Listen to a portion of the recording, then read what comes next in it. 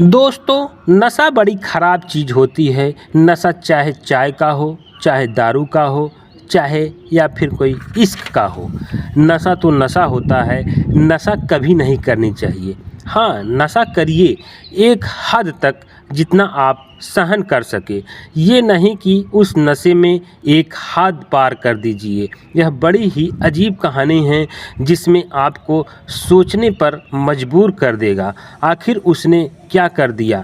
दोस्तों, यह सच्ची घटना पश्चिम बंगाल के हावड़ा ज़िले की घटना है। इसमें एक बाप को ऐसी लत लग जाती है कि उसकी बेटी वहाँ चली जाती हैं जहाँ आप सोच भी नहीं सकते। हेलो दोस्तों, मेरा नाम संजय है। मैं आप लोगों को हमेशा सच्ची घटना सुनाने का प्रयास करता हूँ। वीडियो अच्छी लगे तो वीडियो को लाइक करें और चैनल पर नए हैं तो चैनल को सब्सक्राइब कर लीजिए। समय को बर्बाद न करते हुए कहानी को शुरू करते हैं। दोस्तों, एक युवक होता है जिसका नाम विजय होता है।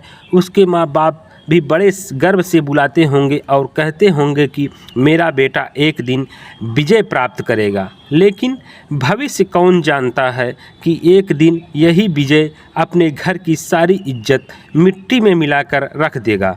दोस्तों, विजय की शादी हो जाती है। कुछ दिन बाद उसके माता पिता इस दुनिया से चले जाते हैं। उसकी बीवी का नाम रीमा होता है। रीमा बहुत सीधी होती है। विजय को एक लड़की पैदा होती है। धीरे धीरे वह लड़की 14 साल की हो जाती है। रीमा जो होती है वह बहुत ही सीधी होती है क्योंकि वह गरीब घर से होती है। विजय को शराब की लत लग जाती है। वह जो भी पैसा कमाता है उन पैसों का वह दारू पी जाता है। पत्नी को बहुत मारता है, पीटता है, उसे सही से नहीं रखता। वह बहुत ही जल्लाद बन गया था। न तो वह बेटी की इज्जत करता था और न तो वह बीवी की इज्जत करता था। वह शराब पीकर कोठे पर जाता था, अय्याशी करता था। रीमा घर में बैठकर रोती रहती थी। जब उसकी बेटी उसे देखती थी तो वह चुप हो जाती थी। बेटी अच्छे स्कूल में पढ़ना चाहती थी लेकिन पैसे के अभाव में वह प्राइमरी स्कूल में पढ़कर आगे की पढ़ाई पूरी करती है। विजय घर पर खर्चा नहीं देता था। रीमा बेचारी दूसरे के घर झाड़ू पोछा करने लगी, बर्तन धोने लगी। उसी से जो पैसे मिलते थे उसी से उन लोगों का खर्चा चलता था। दोस्तों, रीमा का मायका भी इतना मजबूत नहीं था कि वहाँ से वह कुछ पैसे लाए और अपने खर्चा देख सके। गरीबी बहुत बुरी चीज़ होती है दोस्तों। कितने लोग अपने आप से गरीब बन जाते हैं और कितने लोग वाकई गरीब होते हैं। लेकिन विजय जो कमाता था वह सब शराब में और कोठे पर गंवा के चला आता था। खाना न मिलने पर अपनी बीवी को भला बुरा कहता और मारता पीटता था। जब रीमा की बेटी 16 साल की हो जाती है तो वह कहती है कि माँ, आप क्यों यहाँ पड़ी हो? बेफालतू में इतना मार सहती हो, डांट सुनती हो, न तो कोई इज्जत है न कोई कुछ है, क्यों रहती हो इस घर में? जो रीमा होती है उसकी बेटी का नाम पिंकी होता है। पिंकी कहती है, माँ, आप इतना दुख दर्द सहती हो, चलो यहाँ से कहीं दूर चले जाते हैं जहाँ आपकी कोई इज्जत नहीं है। उस घर में रहना बेकार है। एक बार माँ कहती है कि नहीं बेटा, कहाँ जाऊँगा, लेकिन फिर सोचती है कि अच्छा चलो बेटा, कहीं दूसरी जगह चलते हैं, वहीं मेहनत मजदूरी करके अपना पेट पालेंगे।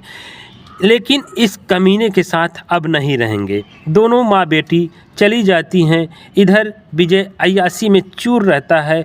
उसे कुछ सुझाई नहीं देता है। एक बार रीमा की तबीयत खराब हो जाती है। उसे डॉक्टर के पास ले जाती है तो डॉक्टर ने चेकअप करते हैं। उसके बाद कुछ जांच लिख देते हैं। जांच करने के बाद पता चलता है कि उसके हार्ट का नस ब्लॉक हो गया है। उसकी ऑपरेशन करना पड़ेगा। उसमें खर्चा लगभग 4-5 लाख रुपए आएगा। इतने में पिंकी सोचती है कि इतना पैसा मैं कहाँ से लाऊंगी।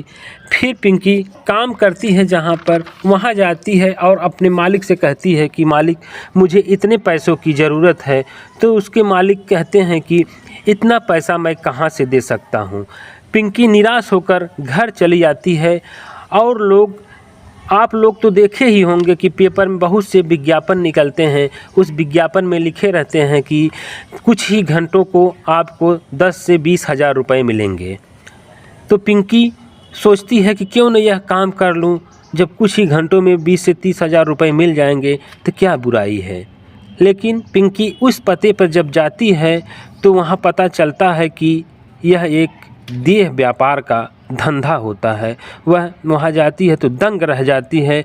लेकिन पिंकी करती भी तो क्या करती, उसे अपनी माँ से बहुत प्यार था, वह अपनी माँ को खोना नहीं चाहती थी और वह उसी काम में लग जाती है। पिंकी बहुत ही सुंदर होती थी, पिंकी बहुत ही सुंदर थी, जो भी जाता था उसके प्रति आकर्षित हो जाता था। एक बार ऐसा हुआ कि उसी कोठे पर उसका पिता चला जाता है। पिंकी देखते ही उसे पहचान जाती है और विजय भी देखता है तो उसके पैरों तले ज़मीन खिसक जाती है। वह भौचक रह जाता है। वह पिंकी की जैसे ही थप्पड़ मारने जाता है तो पिंकी विजय का हाथ पकड़ लेती है और कहती है कि किस हक से मेरे ऊपर आपने हाथ उठाया। तो विजय कहता है कि मैं तेरा बाप हूँ।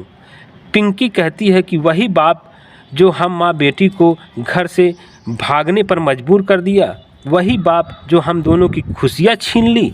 थू है ऐसे बाप पर, मुझे घिन आती है, जिसके पास सब कुछ रहते हुए भी दूसरे के पास जाए। तब विजय को समझ में आता है, उसी समय उसकी ज़मीर जाग जाती है। तो सोचा मैंने ये क्या कर दिया। विजय अपनी बेटी से कहता है कि रीमा यानी तुम्हारी माँ कहाँ है। तो पिंकी बताती है कि वह ज़िंदगी और मौत से जूझ रही है, उसके हार्ट में प्रॉब्लम है, डॉक्टर ने ऑपरेशन बोला है।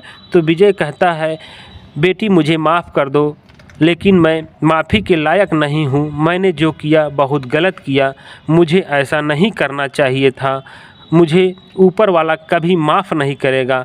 पिंकी बोली आज मैं माँ को बचाने के लिए इस जगह पर हूँ, नहीं तो मेरी माँ ने मुझे ऐसा संस्कार दिए हैं कि बेटी भूखे सो जाना, लेकिन ऐसे काम मत करना जिसमें कोई इज्जत ना हो।